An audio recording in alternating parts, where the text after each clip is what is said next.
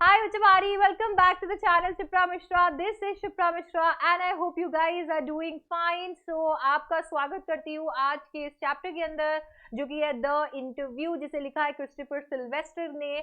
और मेरी जान, इसके लिए मुझे पता है बहुत बार तुम्हें ऐसा लगता है कि ये याद नहीं हो रहा, वो याद नहीं हो रहा, ये लर्न करने की कोशिश करते हैं, ये छूट जाता है। तो आज मैंने क्या किया है, इस पूरे के पूरे चैप्टर को वो छोटू सा मैं करके लेकर आ गई हूँ और चुटकियों में आपको समझा देने वाली हूँ, पूरा रिवाइज कर देने वाली हूँ। तो इस वीडियो को एकदम एंड तक देखिएगा ताकि चैप्टर एकदम क्लियर हो जाए।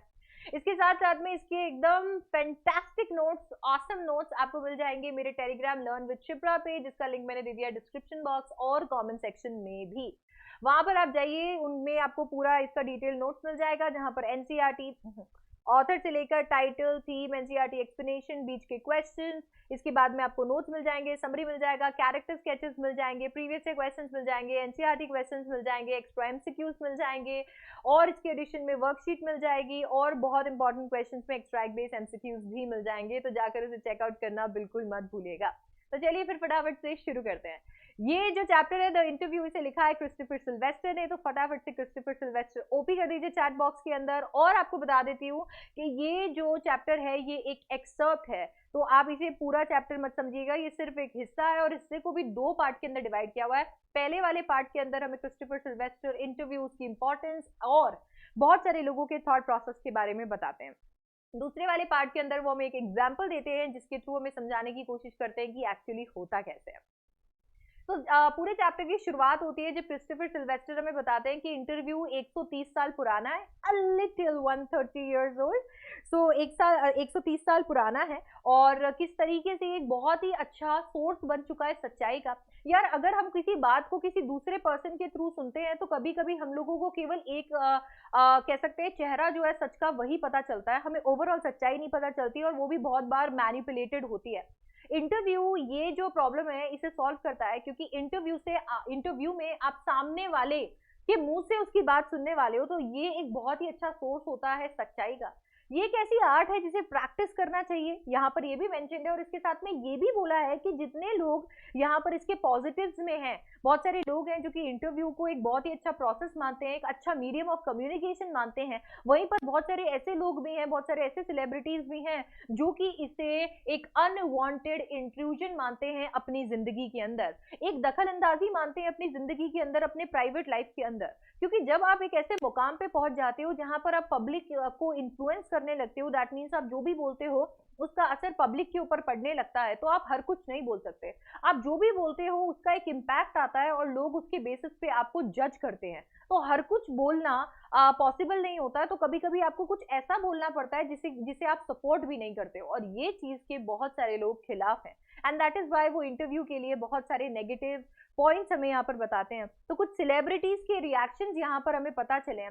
देखिए, इंटरव्यू में हम लोगों ने यहाँ पर ये देखा कि नेचुरली कुछ लोग इसको अच्छा मानेंगे, कुछ लोग इसे बुरा मानेंगे, बट कुछ एक इंटरव्यूज जो पास्ट में हुए हैं और उन इंटरव्यूज को देने वाले या कुछ एक राइटर्स का अपना एक अलग ही ओपिनियन है यहाँ पर, वो हम देखते हुए चलते हैं। जैसे सबसे पहले उन्होंने बताया कि वीएस नायपॉल की अगर हम बात करते हैं तो उन्होंने बोला कि वो तो एकदम वुंडेड फील करते हैं, जख्मी फील करते हैं इंटरव्यू से, कि इंटरव्यू दूसरों को हर्ट ही कर सकता है, उनका ये मानना है। लुइस कैरोल, जिन्होंने एलिस इन द वंडरलैंड लिखा, वो कहते हैं कि मेरे को तो डर लगता है भाई, मेरे को इंटरव्यूअर दिखाओ ही मत, मेरे को डर लगता है, मेरे को लोग आके ऑटोग्राफ मैं नहीं देना चाहता हूँ ऑटोग्राफ। उन्हें उस लाइमलाइट से कहीं ना कहीं डर लगता है, वो नहीं जाना चाहते हैं उस लाइमलाइट के पास में। एट द सेम टाइम वो चाहते हैं कि अगर उनकी सक्सेस स्टोरी वो बताना चाहेंगे तो वो खुद बताना चाहेंगे, जब वो फील करेंगे, उतना फ्री फील करेंगे कि आकर वो दुनिया के सामने अपनी सक्सेस स्टोरी बताएं, तो वो खुद आगे आएंगे। At the same time Rudyard Kipling के बारे में भी हमें ये चीज पता चलती है उनकी वाइफ की डायरी से, जहां पर उनकी वाइफ कहती है कि बॉस्टन में दो इंटरव्यूअर्स ने उन्हें उनके दिन को पूरी तरीके से बर्बाद कर दिया, क्योंकि वो रुडयार्ड को इंटरव्यू करने के लिए आ गए थे और वहां पर रुडयार्ड ने इंटरव्यू देने से मना कर दिया। और ऐसे में उन इंटरव्यूअर्स ने पूछा कि आप मना क्यों कर रहे हो, तो उन्होंने बोला क्योंकि ये इमोरल है, ये एक असॉल्ट के जैसा है, एक क्राइम के जैसा है, जिसके लिए तुम्हें पनिशमेंट मिलनी चाहिए। एक समझदार इंसान कभी भी ना तो इंटरव्यू लेगा और ना इंटरव्यू देगा।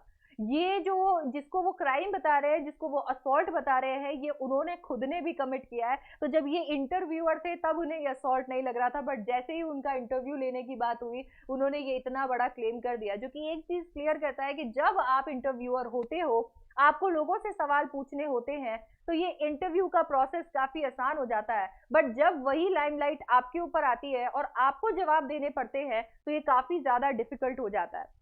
एट द सेम टाइम हम लोगों ने यहाँ पर H.G. वेल्स के बारे में भी यहाँ पर उनके ओपिनियन भी जाने, और वो उनका ये मानना है कि इंटरव्यू और कुछ नहीं, एक ऑर्डियल, एक चैलेंज है। मतलब किस तरीके से आप अपने बात को सामने रखते हो, ये एक बहुत बड़ा चैलेंज है। आपसे क्या सवाल पूछा जाएगा, आप उसका कैसे जवाब दोगे, क्या चीजें जो आप पब्लिक में बताना चाहते हो, तो it is definitely an ordeal. सॉल विलो का तो ये मानना है कि इंटरव्यू एकदम थंब प्रिंट है उनके विंड पाइप पे। उनका मानना है कि बहुत सारी चीजें हैं जो शायद वो खुलकर किसी को कहना चाहते होंगे, खुलकर पब्लिक में बताना चाहते होंगे, पर वो नहीं बता सकते। वो नहीं बहुत सारी बातें पब्लिक के अंदर बता सकते, क्योंकि पब्लिक जज करती है। तो ऐसा लगता है जैसे कि कोई सवाल पूछ रहा है और मैं उसका जवाब देना चाहता हूँ, पर मेरे को जवाब देने नहीं दिया जा रहा है। एक दम घुटता है इस इंटरव्यू से उनका।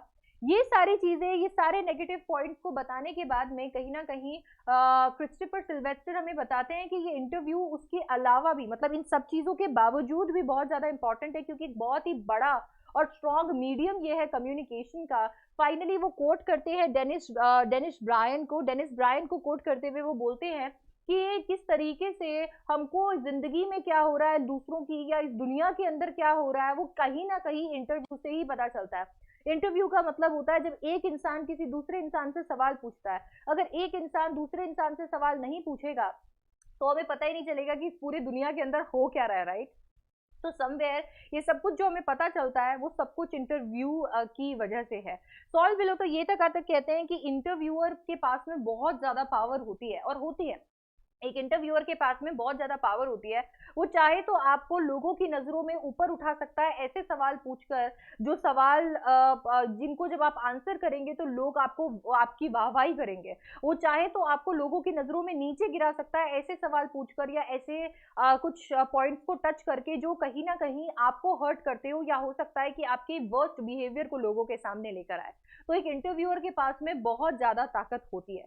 ये सब कुछ तो हम लोगों ने यहाँ पर इसके फर्स्ट पार्ट में जान लिया, और इससे ये चीज तो क्लियर है, जो कि एकदम फर्स्ट पैराग्राफ के अंदर क्रिस्टोफर सिल्वेस्टर बोलना चाहते थे, कि इंटरव्यू और जर्नलिज्म को हम सिनोनिमसली यूज करने लग गए हैं, और इंटरव्यू एक बहुत ही बड़ा हिस्सा हो चुका है इस पूरे के पूरे कॉन्सेप्ट का। कहीं ना कहीं ये एक बहुत बड़ा मीडियम है कम्युनिकेशन का, जिससे हम दूसरे से कम्युनिकेट करते हैं। आपको ये जानना बहुत ज्यादा जरूरी है कि एक समय था जहां पर इंटरव्यूज ओनली सोर्स थे लोगों के बारे में जानने के लिए। आजकल तो लोग अपफ्रंट अपने बारे में बताना चाहते हैं। जिन लोगों को अपनी लाइफ को अपने फैंस के साथ में, पब्लिक के साथ में शेयर करना होता है, इतने सारे प्लेटफॉर्म्स है जहां से वो शेयर कर सकते हैं। पहले ऐसा नहीं था। लोगों की लाइफ में क्या चल रहा था, ये इंटरव्यूज के थ्रू ही पता चलता था। हाउएवर अभी भी इंटरव्यूज की इंपॉर्टेंस इंटैक्ट है। मुझे आप कमेंट करके जरूर बताइएगा कि आपको क्या लगता है कि इंटरव्यूज अब इंपॉर्टेंट है या नहीं, या फिर इंस्टाग्राम से ही काम चल जाता है। इसके बाद में पार्ट 2 के अंदर मुकुंद, जो कि यहाँ पर इंटरव्यूअर हैं और हिंदू से हैं, वो क्वेश्चन करने वाले हैं उम्बर्टो इको को, जो कि एक बहुत ही कमाल के इंसान है। ना तो सिर्फ इन्होंने एकेडमिक्स में अपना नाम बनाया है, बट इसके साथ साथ में राइटअप्स में एक एसेइस्ट रह चुके हैं, नॉवलिस्ट रह चुके हैं। एट द सेम टाइम इन्होंने कंट्रीब्यूशन किया है लिटरेचर के अंदर, मैसिव कंट्रीब्यूशन किया है लिटरेचर के अंदर। तो यहाँ पर इन दोनों के बीच में एक कॉन्वर्जेशन है, जिस कॉन्वर्जेशन को मैंने एकदम से शॉर्ट कर दिया है ताकि आपको आसानी हो जाए उसे समझने के लिए, याद करने के लिए। तो हम देखते हैं कि किस तरीके से मुकुंद यहाँ पर उम्बर्टो इको को हम लोगों के सामने इंट्रोड्यूस करते हैं। मुकुंद यहाँ पर हमें ये बताते हैं कि किस तरीके से उम्बर्टो इको एक इटली में प्रोफेसर है, मतलब इटली में एक प्रोफेसर है, और अपने आइडियाज के बारे में जाने जाते हैं। इनका जो सब्जेक्ट है वो है सेमियोटिक्स। सेमियोटिक्स का मतलब होता है स्टडी ऑफ साइंस। तो स्टडी ऑफ साइंस ये पढ़ाते हैं, ये इनका एक्सपर्टीज है। इसके साथ में उन्होंने ये भी बताया है कि किस तरीके से इनका जो एक्सपर्टीज है वो लिटरेरी फिक्शन के अंदर है, एकेडमिक पेपर्स के अंदर है, एसेज लिखते हैं, बच्चों के लिए किताबें लिखते हैं, न्यूज़पेपर आर्टिकल्स लिखते हैं। और ये बहुत ही ज़्यादा फेमस हो गए थे एक इनकी किताब के चलते, जो कि थी the name of the rose. The name of the rose ने इनको फेमस कर दिया। 1 मिलियन कॉपीज उस टाइम पर इनकी उस किताब ने बेची थी, एंड इनफैक्ट अभी भी काफ़ी ज़्यादा फेमस है। इसी वजह से इनका इंटरव्यू लिया जा रहा है। और मुकुंद ने पहला सवाल जो पूछा वो यही था कि मुझे तो ये समझ में नहीं आता, और डेफिनेटली बहुत सारे और लोग भी इस चीज के बारे में बात करते हैं कि उम्बर्टो इको इतनी सारी चीजें एक साथ कर कैसे लेते हैं। उम्बर्टो इको ने बोला ऐसा कुछ नहीं है, मैं इतनी सारी चीजें एक साथ नहीं करता हूँ, मैं इतने ज्यादा जॉनरेज एक साथ नहीं टच करता हूँ, इनफैक्ट मैं तो एक ही चीज करता रहता हूँ। तो मुकुंद यहाँ पर पूछता है कि वो एक चीज क्या है जो आप करते हैं। यहाँ पर उम्बर्टो इको उसका जवाब देते हैं और बताते हैं कि किस तरीके से उनका इंटरेस्ट या उनकी फिलॉसफी किसी एक थीम के अंदर लाई करती है। वो एक बहुत कट्टर बिलीवर है नॉन वायलेंस के, वो एक कट्टर बिलीवर है पीस के, ट्रैंक्विलिटी के। अपने बच्चों की किताबों के लिए भी वो इन्हीं सारे सब्जेक्ट्स को टच करते हैं, and at the same time जब उन्हें और कोई राइटअप्स भी करने होते हैं तो इन्हीं फिलोसफिकल बैकग्राउंड्स के अराउंड वो अपने राइटअप्स करते हैं। So he is literally doing the same thing. But ये कैसे ये चीज मैनेज कर पाते हैं, उन्होंने एक एग्जाम्पल देकर यहाँ पर बताया कि ये जो यूनिवर्स है इसमें से अगर सारे एम्प्टी स्पेसेस को खत्म कर दिया जाए तो ये यूनिवर्स एक मुट्ठी की जैसे हो जाएगा, मेरी फिस्ट के जैसे हो जाएगा। एग्जैक्टली वैसे ही हमारी जिंदगी के अंदर, हमारे दिन के अंदर बहुत सारे गैप्स होते हैं, बहुत खाली समय होता है। अगर इस खाली समय का हम उपयोग करते हैं तो इसमें हम बहुत कुछ कर सकते हैं, हमारा दिन काफी ज्यादा प्रोडक्टिव हो सकता है। एग्जाम्पल के तौर पे उन्होंने बोला कि मुझे पता था कि तुम मेरे घर पे मुझे इंटरव्यू करने के लिए आ रहे हो, और तुम जैसे ही नीचे मेन गेट पे आ गए और तुम्हें मेन गेट से मेरे घर तक आने के लिए एलिवेटर से ऊपर आना पड़ा, तो उस टाइम पे जब मैं तुम्हारा इंतजार कर रहा था मैं खाली था, तो मैंने सोचा कि मैं एक आर्टिकल ही लिख लूं। अब जब ये बात उन्होंने बताई तो मुकुंद ने भी यहाँ पर ये पूछा कि यार ये बातें, ये जो आप कह रहे हो ये सारे एम्प्टी स्पेसेस को और आपके खाली समय को यूज करना, ये हर किसी इंसान के लिए पॉसिबल नहीं है। और इसी से वो दूसरे क्वेश्चन पे आते हैं और पूछते हैं कि आप नॉन फिक्शनल राइटिंग, आपकी जो नॉन फिक्शनल राइटिंग है वो बहुत अलग है। आपकी नॉन फिक्शनल राइटिंग इतनी ज्यादा प्लेफुल है, इतनी ज्यादा पर्सनल है, जो कि बाकी लोगों की बोरिंग और रिजिड नॉन फिक्शनल राइटिंग से डिफरेंट है। तो क्या ये नेचुरल है या फिर आप इसे कॉन्शियसली लेकर आते हो? तो क्या नेचुरली आप इतने ज्यादा प्लेफुल या इतने ज्यादा पर्सनल हो जाते हो राइटिंग में, या आप जानबूझ के ऐसा करते हो? तो इतने में यहाँ पर उम्बर्टो इको ने एग्जाम्पल दिया कि किस तरीके से जब वो अपनी पीएचडी कर रहे थे तो उन्हें अपनी थीसिस सबमिट करनी थी। वैसे तो बहुत सारे लोग जो थीसिस सबमिट करते हैं वो बहुत सारे टॉपिक्स को टच करते हैं, वहां पर बहुत ज्यादा हाइपोथीसिस क्रिएट करते हैं, कुछ ऐसी चीजें क्रिएट करते हैं दिमाग के अंदर जो शायद हो ही नहीं सकती, बहुत सारे हर्डल्स को क्रिएट करते हैं अपने दिमाग के अंदर, एंड फाइनली उन्हें सॉल्व करके कंक्लूजन ड्रॉ करते हैं। हाउएवर उम्बर्टो इको ने अपनी पूरी जर्नी को ही एक्सप्लेन कर दिया अपने थीसिस में, उनके ट्रायल्स एंड एरर्स, वो कहाँ पर सक्सेसफुल हुए, कहाँ पर फेल हुए, इस पूरे रिसर्च जर्नी को उन्होंने एक्सप्लेन कर दिया। उनके प्रोफेसर इस चीज को देखकर बहुत खुश हुए और तभी उनकी पहली किताब भी छपी। वो उस वक्त 22 साल के थे। अब ये जो इनका तरीका है चीजों को नरेट करने का, इसी की वजह से कहीं ना कहीं ये नॉवलिस्ट भी बन गए। उनको नरेशन बहुत ही ज्यादा पसंद है, उन्हें पता ही नहीं चला कि कैसे उस नरेशन को नेचुरली हर एक राइटअप में अडॉप्ट कर लेते हैं। और इसी वजह से उन्होंने अपनी पहली नॉवल 50 साल की उम्र में लिखी। उन्हें याद है कि उनका एक दोस्त है जो कि ये सोचता सोचता मर गया कि वो नॉवल क्यों नहीं लिख सकता है, वो सिर्फ ऐसे ही क्यों लिख सकता है, वो नॉवल नरेट क्यों नहीं कर सकता है किसी चीज को। उम्बर्टो इको कहते हैं कि वैसा फ्रस्ट्रेशन मेरे अंदर कभी आया ही नहीं, क्योंकि मैंने नॉवेल्स एक्सीडेंटली लिखना शुरू किया, मैं कोई ऑन पर्पस उसे नहीं लिख रहा था, मैंने एक्सीडेंटली लिखना शुरू किया। एक दिन मेरे पास कुछ भी करने के लिए नहीं था तो मैंने नॉवेल लिख डाली। वैसे ये इतना हैपनिंग एक्सीडेंट तो हम भी चाहते हैं कि हमारे साथ भी हो जाए। तो यस, कहीं ना कहीं उन्हें ऐसा लगता है कि नॉवेल्स जो हैं उनके नरेशन के टेस्ट को सेटिस्फाई करता है। तो यहाँ पर फिर एकदम से उन्होंने ये क्वेश्चन बोला कि तो आपका जो या एकदम से नॉवलिस्ट बन जाना, आपका नॉवेल्स को रिलीज करना आपको नॉवलिस्ट बना देता है। और अगर हम लोगों से पूछते हैं कि आप उम्बर्टो इको को जानते हो तो लोग बोलते हैं अरे हाँ वो नॉवलिस्ट। क्योंकि आप सोचोगे, जबकि एक बहुत बड़ा कॉन्ट्रास्ट है इसके अंदर, इन्होंने 40 से भी ज्यादा वर्क सेमियोटिक के लिए लिखे हैं, दैट मीन्स एकेडमिक वर्क जो वो है अराउंड 40 है, और जबकि इन्होंने जो नॉवेल्स लिखी हैं वो अराउंड 5 है। दैट मीन्स इन्होंने जो अकेडमिक इंडस्ट्री के अंदर काम किया है वो ज्यादा बड़ा है उनकी नॉवेल्स से, बट उसके बावजूद भी लोग उन्हें नॉवेलिस्ट बुलाते हैं। तो क्या ये चीज बॉदर करती है उम्बर्टो इको को? उम्बर्टो इको ने बोला जी हाँ, मुझे बॉदर करता है जब मुझे लोग नॉवेलिस्ट बुलाते हैं, क्योंकि मैं अपने आप को एक एकेडमिक प्रोफेसर ही कंसिडर करता हूँ। मैं यही कंसिडर करता हूँ कि मैं एक एकेडमिक प्रोफेसर हूँ, एक यूनिवर्सिटी प्रोफेसर हूँ, और मुझे इन काउंसिल्स में, इन मीटिंग्स में इनका हिस्सा बनने में ज्यादा मजा आता है बजाय किसी पेन क्लब का हिस्सा बनने के लिए या राइटर्स या पब्लिशर्स की मीटिंग में जाने के लिए। तो ये कहीं ना कहीं ये बताते हैं कि ये अपने आप को एक नॉवलिस्ट कंसिडर नहीं करते हैं, ये अभी भी एक यूनिवर्सिटी प्रोफेसर है। नॉवेल्स तो उन्होंने संडे को लिखना शुरू कर दिया, दैट मीन्स ये इनका प्रोफेशन है, इसे वो पसंद करते हैं, बट जब वो फ्री होते हैं तब वो नॉवेल्स लिखते हैं। इसके बाद में नेक्स्ट क्वेश्चन जो मुकुंद ने पूछा, वो बोला कि आपकी ये जो किताब है द नेम ऑफ द रोज, वो एकदम से चल गई। दैट मीन्स ये एक ऐसी किताब है जो इतना जल्दी चलती नहीं है। आप देखेंगे कि बहुत सारी ऐसी किताब या बहुत सारी ऐसी स्टोरीज जो है वो लव स्टोरीज से ही चल जाती है यार। एक गरीब लड़का है, एक अमीर लड़की है, उन दोनों के मॉम डैड नहीं मान रहे हैं, ठीक है, ये बहुत कमाल का स्टोरी है। एक अमीर लड़का है, एक गरीब लड़की है, उनके मॉम डैड नहीं मान रहे हैं, इसका रिलीजन उसका रिलीजन अलग है, या हो सकता है कि इन लोगों के बीच में कोई है। ऐसी सारी क्रिस्प स्टोरीज जिनका example let me tell you Umberto Eco ने दिया है। तो ये सारी जो क्रिस्पी स्टोरीज है जहां पर हम लोग लव स्टोरीज एक्सपेक्ट करते हैं, लोगों के जीवन या फिर कुछ ऐसे फिक्शन को एक्सपेक्ट करते हैं जिसके साथ हम कहीं रिलेट कर सके, वो ज्यादा सेल होती है। That's very true. Umberto Eco की किताब के अंदर तो बहुत कुछ अलग था। आई मीन यहाँ पर आपको कहीं ना कहीं डिटेक्टिव टेस्ट यहाँ पर देखने को मिलेगा, मेटाफिजिक्स देखने को मिल रही है, ये क्या चल रहा है। तो ये किताब कैसे चल सकती है, मतलब इसकी सक्सेस को देखकर उम्बर्टो इको चौंके नहीं।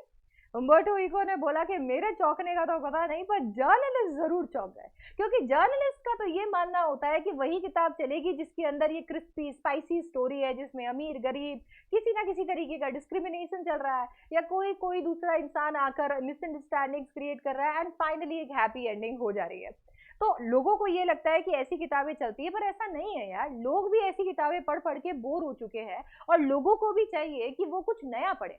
अब वैसे भी मैं ये नहीं कह सकता हूँ कि मेरी किताब बहुत ज्यादा चल गई है। इस दुनिया के अंदर 6 बिलियन लोग हैं जो कि उस समय थे जब इको ने अपना इंटरव्यू दिया था।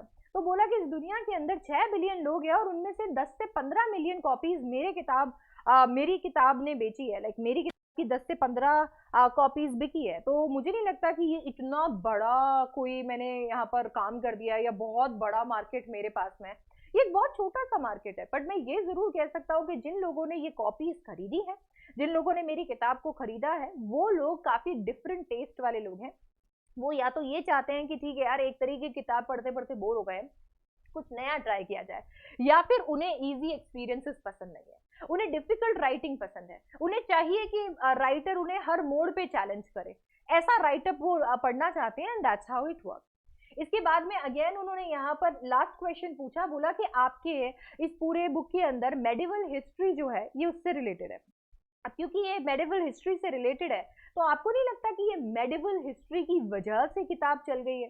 तो यहाँ पर भी उम्बर्टो इको जवाब देते हैं और कहते हैं कि जब मैं अमेरिका गया था तो मेरी अमेरिका की जो पब्लिशर थी, या हम कह सकते हैं डिस्ट्रीब्यूटर थी, उसका ये मानना था कि यहाँ पर आपकी ये किताब जो है वो बिल्कुल भी नहीं चलने वाली है, इतनी ज्यादा नहीं चलेगी, ज्यादा से ज्यादा बेचेगी तो 3000 कॉपीज बेच पाएगी। तो उन्होंने मुझे 3000 कॉपीज एडवांस भी दे दिया, क्योंकि उन्हें ऐसा लग रहा था कि ऐसी किताबें और भी बनी हुई हैं, इससे ज्यादा ये किताब नहीं बेच पाएगी। बट उसके बावजूद 3 मिलियन 2 से 3 मिलियन कॉपीज अकेले यूएसए में बिक गई है। इस चीज को देखकर मैं भी बहुत ज्यादा शॉक हुआ, और वो भी मुझे नहीं समझ में आता है कि द नेम ऑफ द रोज ऐसे कैसे बिकी, अगर शायद ये इस टाइम पर रिलीज नहीं हुई होती, या फिर 10 साल पहले रिलीज हुई होती, या 10 साल बाद में रिलीज हुई होती, तो शायद इसका सक्सेस कुछ और होता। हो सकता है कि ये और ज्यादा सक्सेसफुल हो जाती या कम सक्सेसफुल हो जाती, गॉड नो। इसका चलना इज स्टिल अ मिस्ट्री। ये मिस्ट्री है कि ये कैसे चल गई और कैसे इतनी ज्यादा बिक गई। तो यहाँ पर ये क्लियर करना चाहते हैं कि बहुत सारी किताबें हैं जो मेडिवल हिस्ट्री को टच करती हैं, बट वो द नेम ऑफ द रोज जितनी नहीं बिकी हैं। तो द नेम ऑफ द रोज क्यों इतनी ज्यादा बिक रही है, वो एक मिस्ट्री है। तो यहाँ पर हम लोगों को ये एक पूरा उनके इंटरव्यू का एक कह सकते हैं पार्ट यहाँ पर देखने को मिलता है। अब देखिए यार, मैंने यहाँ पर आपके लिए ये क्यों ड्रॉ किया है, क्योंकि मैं ये मानती हूँ कि जब आपसे क्वेश्चंस पूछे जाएंगे एग्जाम के अंदर, तो ऐसा तो नहीं हो सकता कि मुकुंद का एक क्वेश्चन आ गया और आप इको बन के आंसर कर रहे हो, है ना। तो सबसे पहला तो यहाँ पर क्वेश्चन जो है वो अच्छा सा ये बन सकता है कि मुकुंद जो कि एक इंटरव्यूअर है, उसकी स्टाइल देखिए, उसकी क्वेश्चंस पूछने की स्टाइल देखिए, उसका कैरेक्टर ड्रॉ कीजिए। आपको यहाँ पर दिखेगा कि मुकुंद बहुत ही ज्यादा इंक्विजिटिव है, किस तरीके से वो हर एक जो बात यहाँ पर इको बोल रहे हैं उस बात को पकड़ रहा है और उसी पे सवाल पूछे जा रहा है। तो किस तरीके से वो बहुत ही ज्यादा ऑब्जर्वेंट है और किस तरीके से उम्बर्टो इको की हर एक बात को पकड़कर उस पर सवाल पूछ रहा है। एट द सेम टाइम हम ये भी समझ सकते हैं कि इको बिल्कुल भी इंटरव्यू से नहीं डरते हैं। इनफैक्ट वो मुकुंद से सवाल पूछवा रहे हैं, वो जो जवाब यहाँ पर दे रहे हैं वो जवाब काफी डिप्लोमेटिक है, वो एकदम स्ट्रेट फॉरवर्ड होकर आंसर नहीं दे रहे। इनफैक्ट वो कहते हैं कि वो एक ओल्ड चाइनीज या वाइज चाइनीज मैन के जैसे हैं जिसे कहानियां कहना बहुत पसंद है। तो हर एक आंसर को उन्होंने कहानियों के साथ लिंक किया है और उन कहानियों में एक कंक्लूजन देते हैं, जिस कंक्लूजन को मुकुंद जो कि एक अच्छा इंटरव्यूअर है पकड़ता है और वही नेक्स्ट क्वेश्चन बनाता है। तो आइडियली अगर आप देखेंगे तो ये जो यहाँ पर आंसर्स इको ने दिए हैं वही हमारे मुकुंद के नेक्स्ट क्वेश्चंस हैं। तो अगर आप चाहें तो आप इंटरव्यूअर को अपने अकॉर्डिंग भी मोल्ड कर सकते हैं, ये एक इसका बहुत अच्छा एग्जाम्पल है। इसके साथ में हमें इको की पर्सनालिटी के बारे में भी यहाँ पर बहुत कुछ पता चलता है, तो नेचुरली यहाँ पर भी इनके कैरेक्टर स्केच पे क्वेश्चन आ सकते हैं। इसके साथ साथ आपसे ये भी पूछा जा सकता है कि ये गैप्स क्या होते हैं, इन गैप्स में काम करना क्या होता है, ठीक है। इसके साथ में अगेन इस नरेशन को लेकर एक बात आ सकती है, आपके प्रोफेशन को लेकर एक क्वेश्चन पूछा जा सकता है कि किस तरीके से आप एक काम करते हो बट उसके साथ में अगर आप मल्टीपल एक्टिविटीज करते हो या फिर हो सकता है आप प्रोडक्टिवली अपने आप को किसी एक काम में एंगेज करते हो, तो क्या ऐसे रिजल्ट्स निकलते हैं। एट द सेम टाइम यहाँ पर क्वेश्चन पूछा जा सकता है कि टिपिकल बुक्स और उम्बर्टो इको की राइटिंग स्किल या उनकी बुक्स में क्या डिफरेंस है, दोनों की राइटिंग स्किल पे क्वेश्चन आ सकता है। And again the name of the rose पे डायरेक्ट क्वेश्चन आ सकता है, उसकी सक्सेस पे डायरेक्ट क्वेश्चन आ सकता है। तो आपको ये चीज थोड़ी ध्यान रखनी पड़ेगी आपके चैप्टर द इंटरव्यू के लिए। जितनी भी चीजें आपको यहाँ पर याद रहनी चाहिए इस चैप्टर से और जो आपको कवर करनी चाहिए अपने रिवीजन के अंदर वो मैंने यहाँ पर कवर कर दी है।